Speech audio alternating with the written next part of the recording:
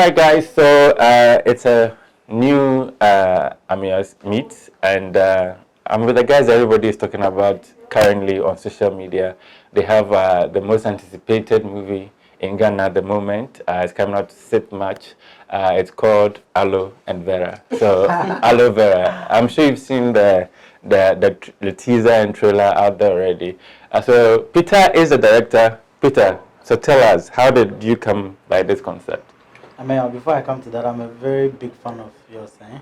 Thanks. I've been following your work and your write-up, the intelligence you put across, and the way you articulate your level of research inspires me a lot. And I'm happy to meet you today. Pleasure to meet the award-winning, and he's on Netflix recently. So we're going to talk about all of that. So Aloe Vera, how did it come about? How did it start? Aloe Vera, was it somewhere in after Keteke? I was thinking of a film to do, and then I had this idea of the issue in the northern region where the family cannot even decide who should be the chief, and that they separated the whole family, and now they are at war with each other. And so I started drafting something along that line, and then I watched an animation film, Romeo and Juliet, and then their use of color to express that separation. I was like, wow, this visualization is so good.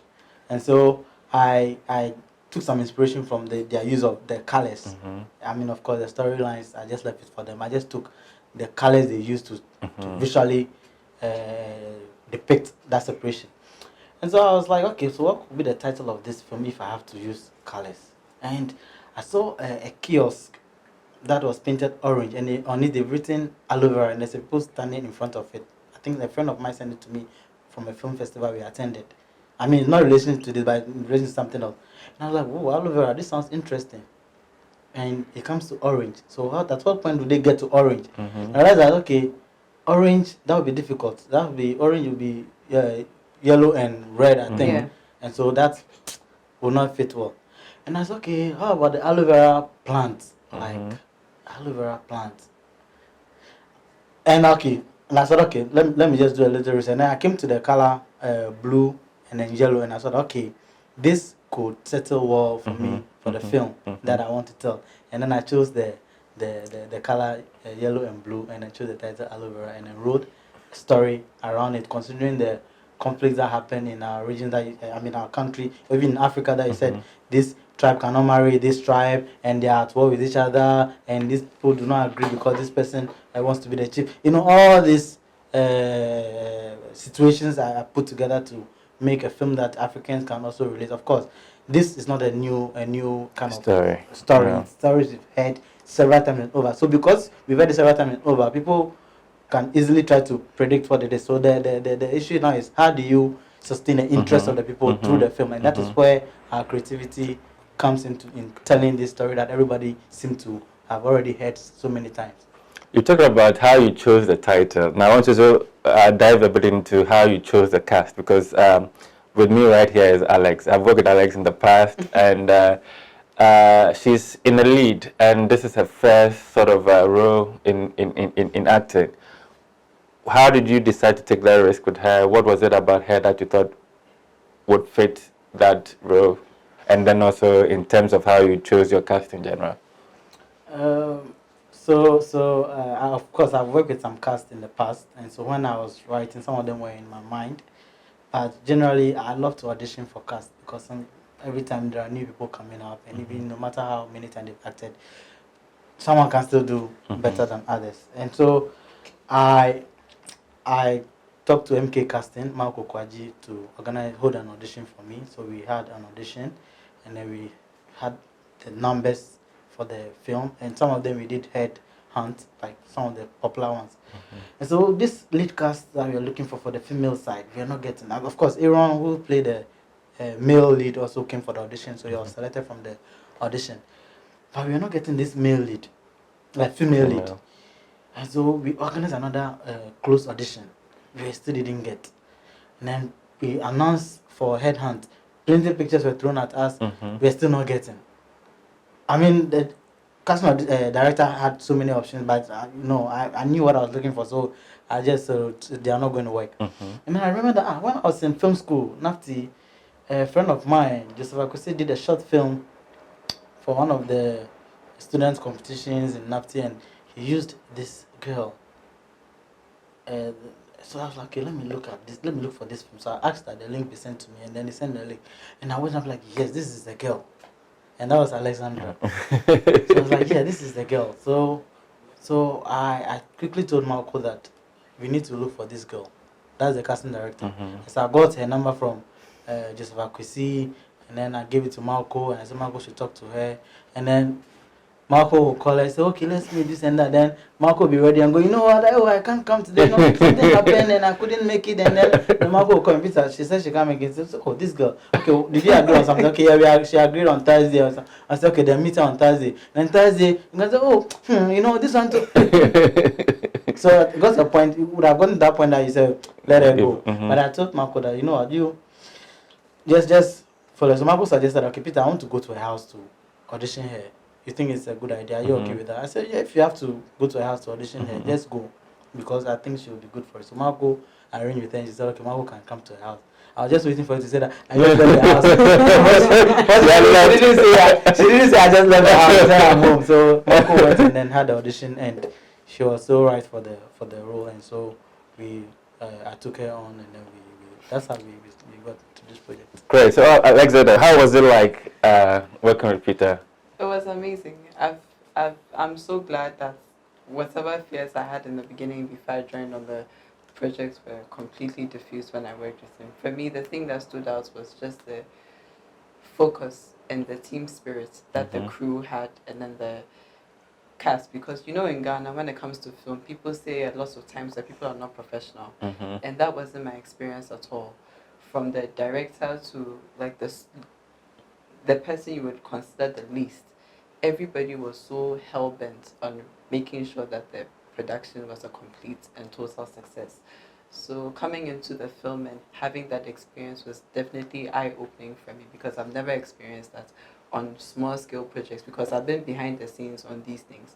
So to experience that as a cast was just such an amazing, and I would work with Peter anytime, any day because of that. So what was it about the project that drew you in? Was it a story or the people you're going to work with, for instance? I think it was the imagination, like just the creativity behind it. I'd never seen a set built like that. So I remember when they came to pick us up from Accra, and the following day he took us to the site and I saw it. I had goosebumps all over my body. I was like, I didn't imagine, because my audition was so late. I didn't have anything. I had no expectations. So to get there and it's this bamboo hats coming up, I took pictures and sent it to everybody that I knew. I couldn't believe just the amount of work that had gone into it, and it's like different updates about it came up every single day, and I just couldn't believe that a Ghanaian director that had just released 2 very good films could sit down there and think like, I can do this and it can happen in Ghana, and it's happening. So that was definitely what blew me away. And then there were some of the cast like Akofa Ejiani, Kofi Ajololo, Nana Mama Brown, and my dad, Father Reverend Benjamin, that I'd always desired to work with on my own projects. So to find something that I don't have anything to do, I just have to come and act and still benefit from all these great people, it was just an honor. When I saw them as part of the cast, I was like, I'm so glad I'm doing this. I'm so glad. Peter, about that said, I think even before we saw the trailers, the story was all about your set. Yeah. So why did you decide to go all out like that, and how difficult or challenging was it, and how did you come around it? Okay, so because I mentioned earlier that this story is quite inspired by happenings around us, like in tribal, ethnic groups and things that. So I was like, I don't want to do a film that anyone would see connecting to them directly and feel that I'm attacking them. And so I just need to create a world of my own for this film. And so that's how the whole idea started. And so we had the option of either adopting an already similar location and then we just add few buildings to just prop it up, or starting from the ground all together. And we got a place at Shire Hills, but that place was so noisy. It was not friendly at all when it comes to the sound. And so we said, okay, this is going to be a problem. Spending time in the studio to do ADR for this whole film is going to be a headache. You can just make it even miss our deadline for release. And so let's just go, and you can spend a lot of money on that. Waste a lot of money on that. So let's just go and start from the scratch. So we went to the Volta region where I had shot my previous film that I did with Kofi Asama way back at, it's just around the same place. And I was like, okay, I know that place, so let me just go and check it out. So I went and then spoke to whoever was in charge, and they were happy to receive us, and that's how we acquired it. And it's been helpful because the sound is much better compared to where we are going to have. And then setting it as our own word also make it very neutral for everybody that is watching, that you don't think that I'm attacking you or we are talking about you, that you show some kind of resentment towards it. No, it's very neutral. So that's the reason why we decided to build a set for an imaginary story, because it's supposed to be an imaginary story. So how long did it take you to come up with the set? About 3 months. Yeah, 3 months. Yes, we had a lot of carpenters on set. Yeah, we wanted the first sample to be sure that this is what we were looking for. So that's what took some time, because we didn't have all the carpenters. And so when it was ready and we confirmed that, okay, let's fix it, let's adjust it, and they knew the plan. The rest were just easy to do. So in terms of after having a set, the production itself, how long did it take? The production itself was supposed to take us 15 days. 15 days. 12 days for the shoot, and then 3 days for pickup, and then packing, and then leaving. Unfortunately, we were surprised with so many unforeseen challenges. The rain, the weather was not a friend to us at all. The rain pattern that they said was never a rainy season at that time in September in the Volta region turned out to be a heavy rainy season. And there was I think that there was almost no single day without rain. Yeah. Sometimes you could just hold off the exterior shoots for about 2 days, just shooting something in the interior. I mean, that one we have to wait because the rain is just making sound on the roof and we can't shoot, so we have to wait. So we mostly shot in the night. Most of the scenes you'll be watching that are interior are night. We are shot in night, but when you see the trailer, you think it's day, because we had to bring in extra lights that will make us feel that we are shooting during the day. So that's also added up to the cost we are already running into. So we ended up adding about 7 to 8 days extra. So from 15 days of shoot to 8 extra days, that's a lot of cost and stress to everybody on set. And talking about cost, a lot of people have talked about funding for film in Ghana. As a filmmaker, what's your take on that? Yeah, there's a lot of challenge when it comes to a lot of challenges when it comes to funding. There are a lot of people with money in Ghana, but they don't have the interest of investing in the creative arts or like film specific. And so that is the only chance. So you have someone with a very brilliant idea, but it's just in their head because they can't have the funds to push it. And so if you are not doing something for yourself and say that, okay, let me use just this little money to push myself. Same thing I did for my first film, that I talked to people that had money. They will promise you call them and they will not pay, or they will toss you around. And I had to use my personal saving with the help from a friend to do that first film, to prove that what I was telling you about, it is possible. I could do it. That's why I told you, give money to do it. And then later they say, oh, Charlie, I saw your project. I was out of the country. It's all lies. I see. So that is how it is. So people end up dying with their ideas of self-funding their project. If they don't do that, it's a mess. Yes. Should government fund projects like this? Government should create avenues to fund projects. I don't think government should directly put the money in our pocket and say, call it, because this needs to be treated like business. You need to show them that this money I'm taking from you, this is how I'm going to use it. This is how I'm going to make some money back to pay you back the money with some interest. They should also feel that they are going to make money from it, not that they are just interested in investing in the. Of course, there should be a time that government should give us free money. That is when government says that we have this agenda, this political agenda, or policy agenda. So, I mean, that's not political agenda, policy direction. So, how do you filmmakers fit into it? How can you help us propagate this policy using film? How can you tell the world that Ghana is the best place to visit using film? And so, when you can bring a proposal to us that says that 30% of your whole content is going to be dedicated to promoting how rich Ghana is, how beautiful Ghana is, then we are going to give you about 50% free money, and the rest of the 50% is what you have to pay back. We are giving you 100% free because your film is like almost showing the beautiful side of Ghana that will attract investors. So come for this money. I mean, those are also avenues to even get free money from government. Other than that, you can treat it that, okay, I'm not talking about Ghana, but I'm just a Ghanaian who is creative, who wants to make a film and then keep the creative art going. So we are still going to give you the money because you have a very beautiful idea, but you have to pay it back with interest. So that those are supposed to be to exploit in different ways. So funding is one arm of it, and of course, at the end of the day, after everything has been funded, the product is out, whether you can make that money back. Do you have the culture for movies in Ghana that will help you recruit? You've made two popular movies and collaborated on another one. What has the story been like, and is there hope for you to want to invest more? I attended a film school, NAFTI, and so it means that I graduated as a filmmaker, and so that's my job. And so I cannot be a filmmaker and tell someone that I'm a banker. No, I'm a filmmaker. It means that that's what needs to feed me. So how do I make that filmmaking a business that will sustain me and feed me, that I'll still be doing as a job? That means that I need to be making money off it.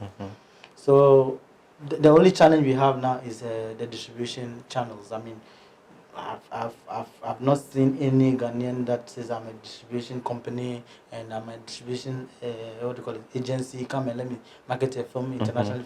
I've not seen it because my films are distributed by international distribution firm from South Africa, and so I've not seen. But that is a challenge because there are a lot of money outside. When you make a film that is universal, that appeals to the general population worldwide, you have a lot of people buying into it, and that's where you make your money from.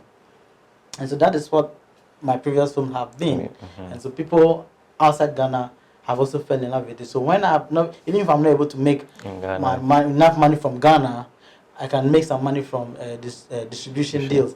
And because it's happening, I know that one day, I keep telling someone that the time will come, I'll not use my own money to make film. I would have to, people will give me money to make a film. How does that happen? It's consistency. You need to have the pace and be consistent, be giving them what they want to see and be happy about.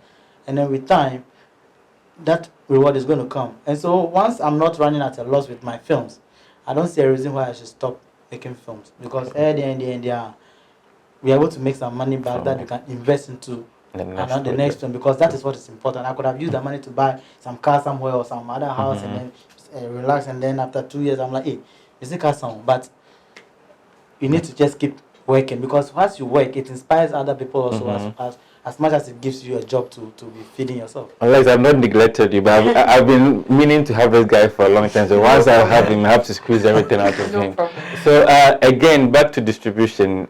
This month, I think people were happy. Keteke, Side Chick Gang is now on Netflix. Is it the same distribution person that made it work for you? Yes. Good. And so sometimes some of the platforms contact, I mean, not just this contact me, but because I have a contract with the distributor, I refer everything through him, because I don't want to be double dealing and say, because they come to me, let me just secretly sneak and then go and do it. And people, it's not fair. Like your conscience should tell you something. Someone may find out. Sometimes he'll be there and I call him and say, I heard our film is showing in this country. Did you know about it? He said he doesn't know. Then we send him a letter. Then they'll apologize and so then they'll send us the money for whatever they have. They have. So, well, you come up and so whatever, someone will find out. So you have to bear that in mind, that you cannot be smarter than everybody in the world. And so everything has been through him. Even if he comes through me, I'll channel it through him. And so he's also happy knowing that I'm also transparent, and he's very transparent. That I can say for him that he's very transparent. And because I've heard figures from other people that have had their deals on similar platforms, and the figures they are mentioning are just similar figures that I'm also getting, same or similar, or maybe mine is even a little higher than. So it means that he's not lying to me. And so that should tell you that he will be happy to work with me. Well, with this current film, Aloe Vera, he was with me from the day one. When I conceived the idea, I was in South Africa. We had a meeting. He came to Ghana. We had a meeting first. We discussed it. I also went to South Africa for a festival. We arranged a meeting. We met, and then we discussed the film and how we're going to go. He said if it's ready, I should send it to him. He's going to send it to an international script critic to read. And so we sent it to them. They read it and then made notes and suggested a few things. And the remarks were very, very good. And so we said, okay, let's move forward. Next thing, money, I have some money, we need more because this is a lot of money. So you have to look for money from other channels that also came on board to finance this film. And so you talk about festival, and you have attended quite a lot. How important is it? What are some of the benefits that you have enjoyed from these ones? I travel for free. I don't pay. Anyway, I mean, aside that, I mean, you get to meet a lot of people that also share common ideas with you, and you get to exchange contact, network, and you have people that are inviting to other platforms. So you see that once your name is mentioned, sometimes some of the festivals you keep being the same faces you meet, and so the acquaintances become more intimate, and then you realize that okay, they are beginning to know you now. They begin to even invite you to come and take part in some workshops, and then before you realize you are being invited to be a jury on some panel, and that is how the whole thing starts, and you begin to get your benefits of it. But for now, it is the joy is being able to travel around the world to show my film to as many audience as possible. Because I ask myself, what is the use of art, or what is the use of art if only a few can see it? You want a lot more to see it, and so that's what excites me about traveling around. Great. The segment is still on. 6th March is the premiere, Independence Day. Is there a significant reason why you chose to premiere it on Independence Day, looking at the story that you've created and everything else, or you thought it was a good time? I mean, like I said, even though the story is not like a story that we haven't heard before, but our way of telling it, I just want people to come and sit on something. They will see that this is something very good. And so we want, since Independence Day is a day of memory, we wanted to give them something else to add to their memory. Great. Alex, what should people expect? Well, give us an exclusive. Do you marry Mr. Aloe or Mr. Aloe? I cannot say that. We have to come and watch. Did you? I think. Okay. This is. It's a truly remarkable love story, and I can't wait for the world to see it. I may not be around town to watch it, but make sure you go out, and of course my team will be there to capture everything that happens, and we wish you all the best with this project as well. We've been watching from afar with all the... You know, the funny thing about me is with all your films, I miss the premiere for some reason, but then when I'm traveling, I get to watch it on the airlines, and so kudos, and I can always wish you only wish you the very best with this premiere and beyond. So before you go, we just on behalf of the cast, we just want to thank PISA for this extraordinary opportunity. You are giving aspiring filmmakers something to look forward to with this amazing story and show of creativity. We also want to thank Ghanaians. I think they've received this film with so much love, and we can't thank them enough. We are doing this for you, so if you guys are loving it, then it means we've done our job. And we want to thank everybody who has been on board from the very beginning, and those who are also joining on later. We truly appreciate the support, and we pray that the support will be more and more and more. So come out on the 6th of March and enjoy this film with us. The red carpet is at 7 p.m. So come and see. This is it's not Ghana time. It is Peter's GMT. So please come out and celebrate our rich story with us. And I hope that some of you take something meaningful away from the story. Thank you so much. All right, it's a wrap.